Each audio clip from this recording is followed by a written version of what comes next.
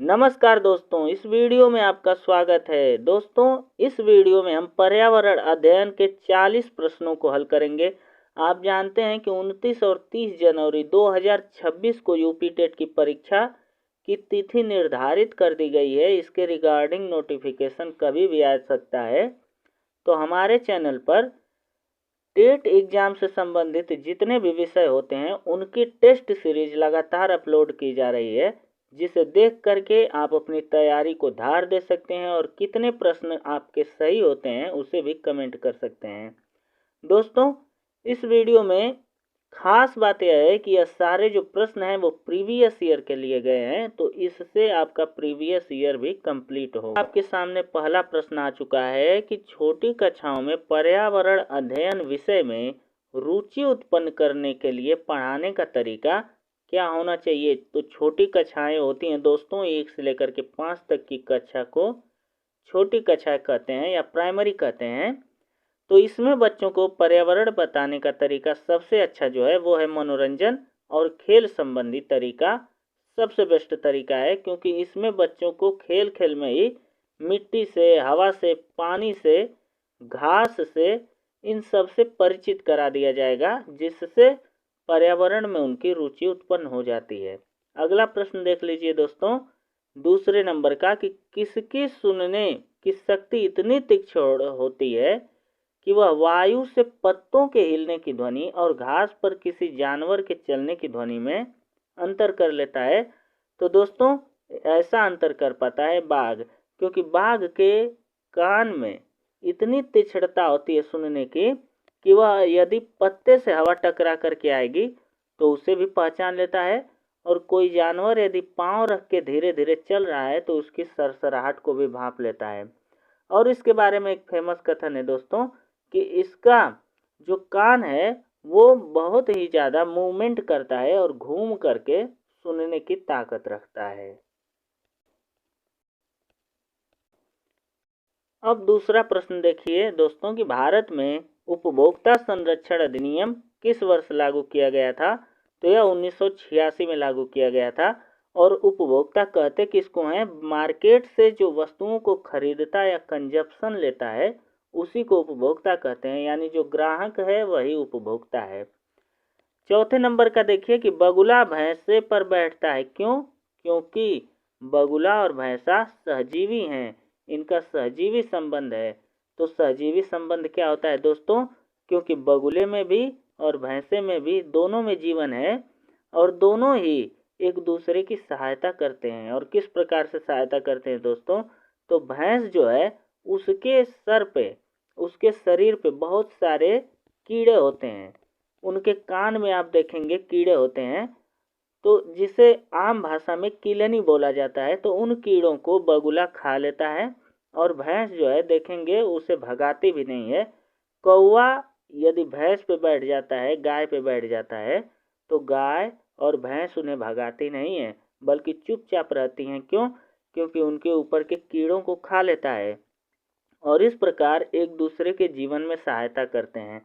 कौवे या बगुले को भोजन मिल जाता है और कीड़ों से मुक्ति भैंस और गायों को मिल जाती है। तो यह संबंध सहजीविता का संबंध है, जीवन में एक दूसरे का संबंध है। तीसरे नंबर के प्रश्न को हमने हल कर लिया है। अब हम चौथे नंबर के प्रश्न को देखते हैं। तो चौथे नंबर के 5वें नंबर के प्रश्न को देखिए दोस्तों कि प्रायोजना विधि में कितने सोपान होते हैं। तो फ्रेंड्स, प्रायोजना विधि में कुल 6 सोपान होते हैं।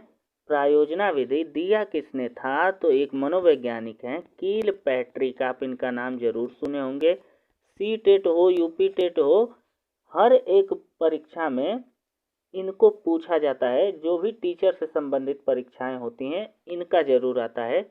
किलपैट्रिक जी ने प्रायोजना विधि का जन्म दिया था और इन्होंने इसके 6 सोपान बताए थे। उनके नाम क्या क्या हैं वो आप जरा सुन लीजिए। प्रायोजना विधि में जो 6 सोपान होते हैं उसमें पहला सोपान क्या होता है कि परिस्थिति प्रदान करना। टीचर जो है वो बच्चे को एक परिस्थिति प्रदान करे, यानी सवाल दे, कोई भी एक टास्क दे जिसे बच्चा पूरा करने के लिए सोचे। अब बच्चों को जब सवाल दे, कई प्रकार के जब बच्चों को टीचर सवाल दे तो उनमें से बच्चा किसी एक को सेलेक्ट कर ले। इसके बाद योजना बनाए उसको हल करने के लिए, और योजना जो बना ले तो उस सवाल को हल करने के लिए उसका क्रियान्वयन करे उस योजना का, और उसके बाद योजना सफल रही कि नहीं इसका मूल्यांकन करे, और मूल्यांकन करने के बाद सारे परिणामों को लिख ले। तो यही 6 सोपान होते हैं। कौन कौन से?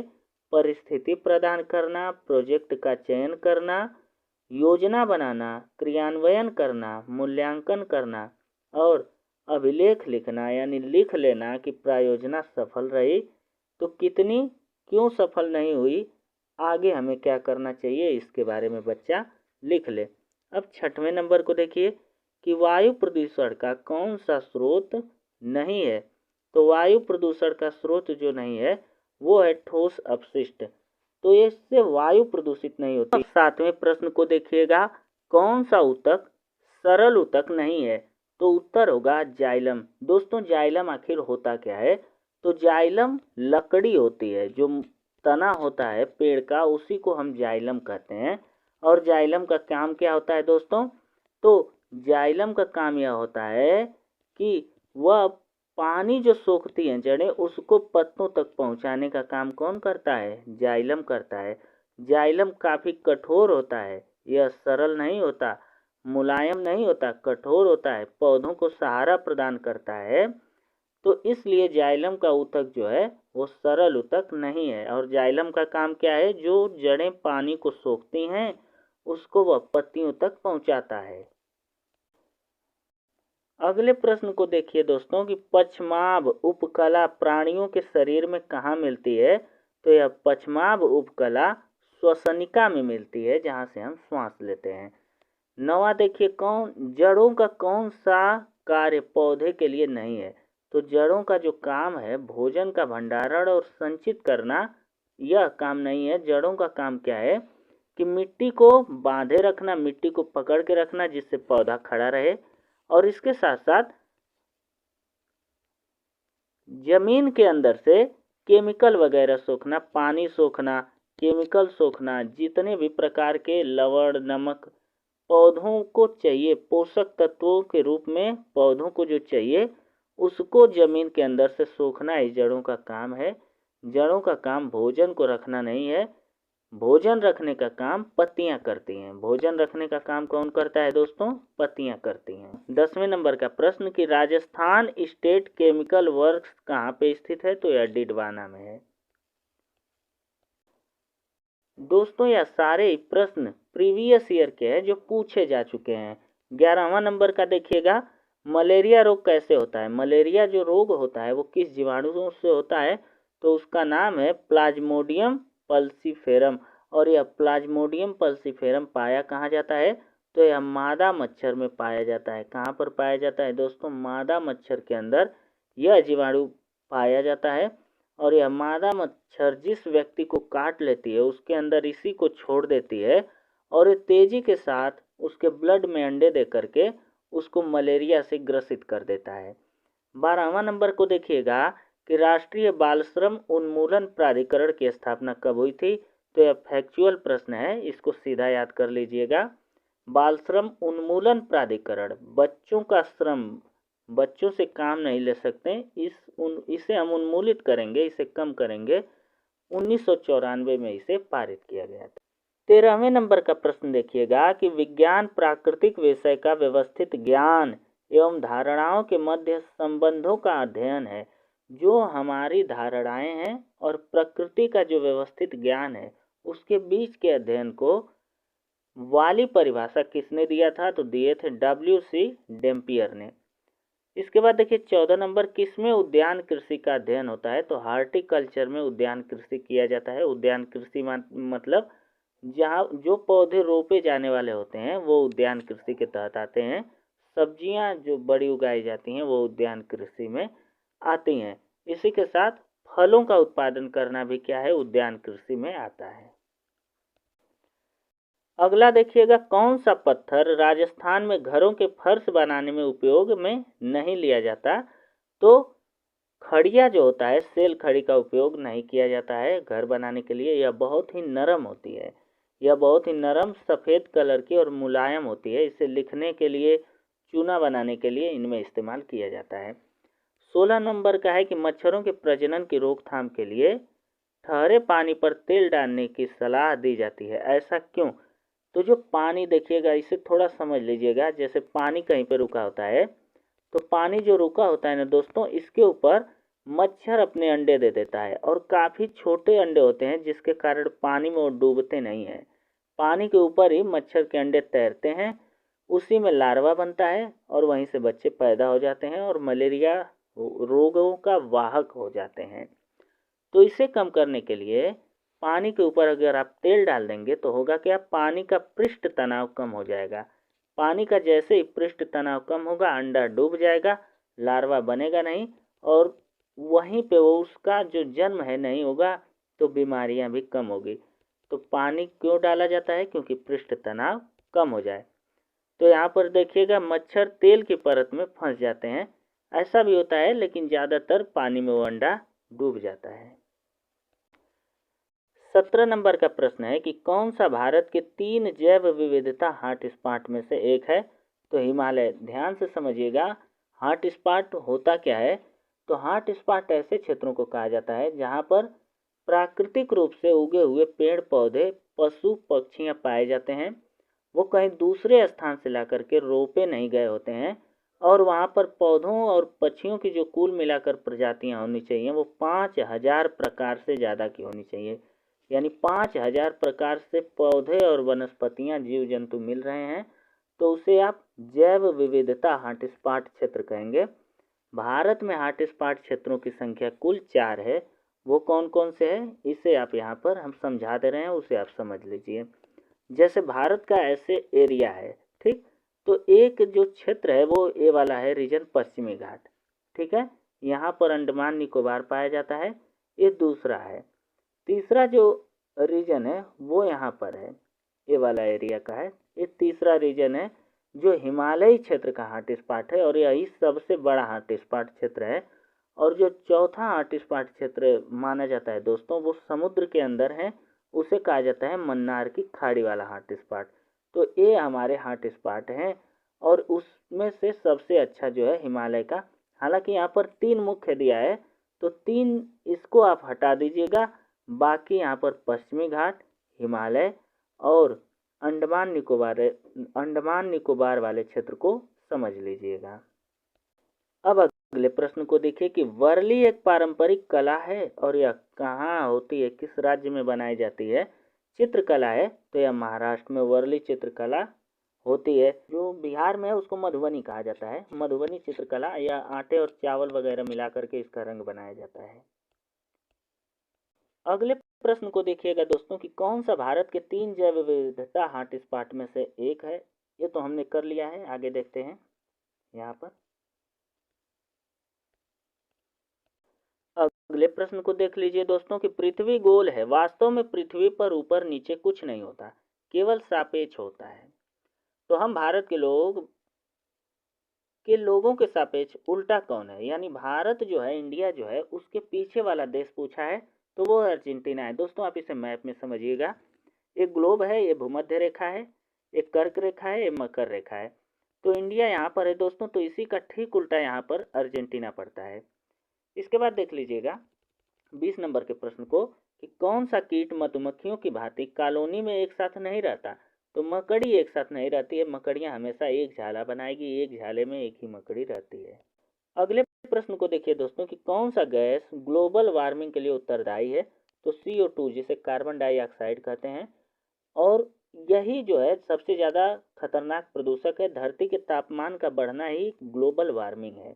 धरती का तापमान बढ़ाने में जो सबसे ज़्यादा सहयोग किया है वो इसी गैस ने किया है। 22 नंबर को देखिए, तमिलनाडु के निकटवर्ती समीपवर्ती राज्य हैं। तो तमिलनाडु से सटे हुए राज्य केरल, कर्नाटक और आंध्र प्रदेश हैं। 23 नंबर देखिए, कौन सा रामसर घोषणा की सूची में नम क्षेत्र में नहीं है? तो राजसमंद झील।